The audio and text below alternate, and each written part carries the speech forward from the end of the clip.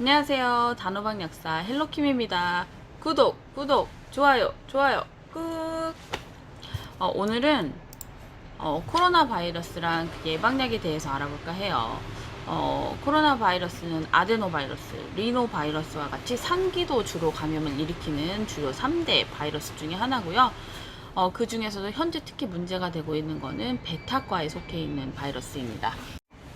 처음에는 우한폐렴이었다가 그 다음에 중국 우한폐렴, 그 다음 신종 코로나, 그 다음 코로나 바이러스, 가장 최근에는 코로나19로 명칭이 바뀌었죠. 근데 제가 생각했을 때는 가장 와닿는 명칭은 일본 내염, 스페인 독감과 같이 중국 우한폐렴이 아닌가 싶어요. 오늘 아침 뉴스에 보니까 중국에서는 기준을 바꾸어서 확진자랑 사망자 수가 10배 가까이 급증했다고 하죠. 일본에서도 사망자가 발생했다고 해요. 사망자는 어제 확진을 받은 일본 도쿄 택시 운전기사분의 장모님이라고 합니다. 그러니까 즉 3차 감염자가 사망을 하신 거죠. 그런데 우리나라에서는 오늘 아침에 의심 환자만 7,000명이 되는데 이틀 연속 확진자가 0명이죠. 약간 의심스럽기는 해요.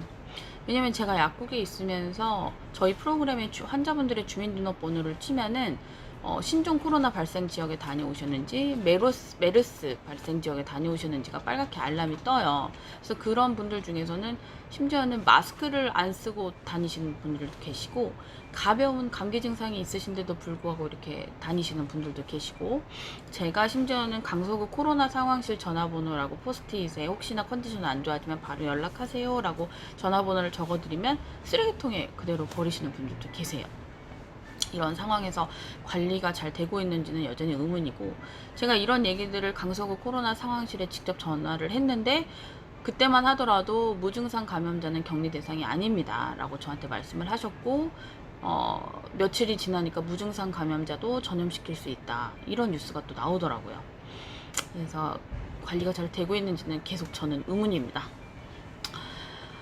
코로나 바이러스의 치료약은 주로 말라리아 약과 HIV, 에이즈 약, 그 다음 에볼라 치료제, 이런 거 다 바이러스 저해 약들이죠. 이런 약들은 일반인들이 쉽게 접할 수도 없을 뿐더러 치료약으로는 더더욱 구하기가 힘들어요. 예방하는 길이 최선인데, 여러분들이 가장 잘 하시고 계시는 거는 손 씻기, 손 씻는 것이 안 되면 손 소독제 쓰기, 그 다음에 마스크 착용하지. KF94 마스크 많이들 착용하고 계시죠? 사실은 KF80 이상도 막을 수 있다고는 하는데, 그 KF의 의미가 뭐냐면 0.4 마이크로미터의 바이러스 입자들을 94%, 80% 막을 수 있다라는 얘기예요. 그렇지만 코로나 바이러스는 그보다 적어요. 입자의 크기가 0.2입니다. 0.2 마이크로미터인데, 그래서 사실은 KF94 마스크만으로도 완벽히 방어를 할 수는 없어요. 하지만 우리가 할 수 있는 건 최대한 하자라는 얘기입니다. 그래서 자, 그럼 잘 알고 계시는 이런 마스크와 손소독과 더불어서 코로나 바이러스 예방약에 대해서 한번 말씀을 드려볼게요. 처음에는 첫 번째로는 베타딘 스프레이가 있어요. 베타딘 스프레이라고 있는데, 요거는 포비돈 요오드가 주 성분이고요. 50ml입니다. 요거는 하루 동안 여러 번 사용을 할 수가 있어요. 여러분들이 주로 잘 알고 계시는 상처 소독용 갈색약 있으시죠? 그거의 농도를 낮추어서 만든 약이에요. 한번 그럼 제가 뿌려보겠습니다.